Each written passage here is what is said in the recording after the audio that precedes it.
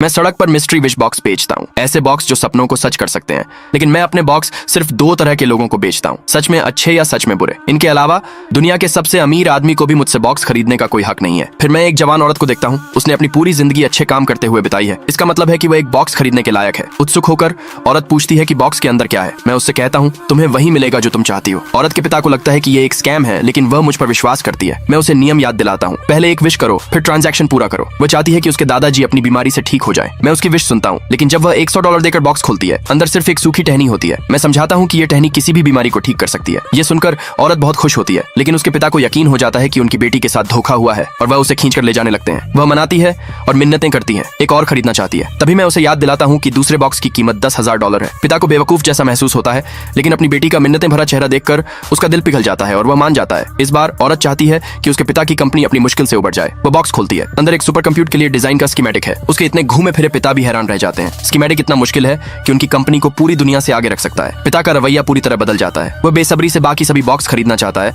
लेकिन मैं उसे बताता हूँ कि वह इसके काबिल नहीं है। इसलिए वह अपनी बेटी से बस एक और खरीदने के लिए कहता है। लेकिन तीसरे बॉक्स की कीमत सीधे $1 मिलियन हो जाती है। पिता उत्साहित होकर कहता है कि 10 मिलियन भी इसके लायक होंगे। औरत अपनी पूरी जिंदगी की बचत से पेमेंट करती है। इस बार वह मजबूत बनना चाहती है, अपने परिवार की रक्षा करने के लिए काफी मजबूत। लेकिन बॉक्स में एक फटी हुई पुरानी किताब है। आसपास खड़े लोग उसकी बेवकूफी पर हंसते हैं। फिर भी औरत किताब में बताए गए तरीकों को प्रैक्टिस करने की कोशिश करती है। फिर उसके पिता धीरे से उसकी बांह को छूते हैं और उन्हें ऐसा लगता है कि उनकी पूरी बांह टूटने वाली है। औरत बस अपना हाथ थोड़ा सा ऊपर उठाती है और पास का कूड़ेदान तुरंत टूट जाता है। तभी उन्हें एहसास होता है कि यह एक पुरानी मार्शल आर्ट मैनुअल है। अब औरत एक और बॉक्स खरीदना चाहती है, लेकिन मैं उसे बताता हूँ कि एक व्यक्ति के लिए लिमिट 3 है। निराश होकर वह चली जाती है। जल्द ही वह हॉस्पिटल पहुंचती है, देखती है कि उसके दादाजी की सांसें रुक गई हैं। उसका दिल टूट जाता है। अचानक उसे बॉक्स से टहनी याद आती है। जब वह उसे अपने दादाजी को देती है तो वह तुरंत ठीक हो जाते हैं। दूसरे पार्ट के लिए कमेंट में यस लिखे।